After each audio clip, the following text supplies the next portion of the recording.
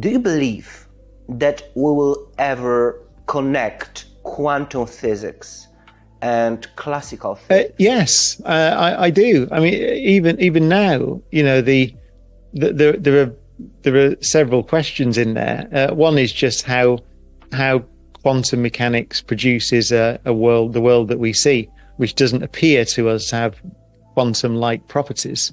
Like things can't be in several places at once, for example. And we're beginning, I think, to get a good understanding of that. I think the consensus would be that the world is described at its base level by quantum theory. Another question, which we're also making progress on, is there's an idea called the holographic principle, which is related to the idea that you can represent space and time themselves as a quantum theory, an entangled quantum theory. It goes, but if you want to look things up on the web, there's something called ADS-CFT, which is very famous conjecture theorem discovered by a physicist called Juan Maldacena a long time ago.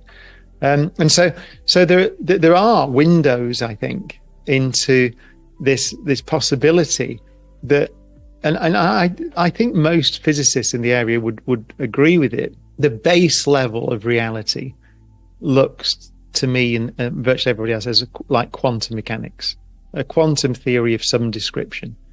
And out of that, the challenge is to decide, and we don't know how this works yet, as you said, to decide exactly how the reality that we perceive emerges from the deeper theory. But I'd be surprised. There are very few people now, I think, who think that the deep theory is not quantum mechanics. It's interesting that the study of the very, very precise questions in the study of black holes have led to are leading us down these interesting paths. That's one example. So the reason black holes are interesting, there's lots of reasons. They're interesting things, but one of them is you can pose very simple questions about how information behaves. It's quantum information. Questions about quantum entanglement, which we can also study. Of course, we're studying in laboratories around the world. So we're building quantum computers, which are also giving us a deeper insight into this theory and how it behaves in practice.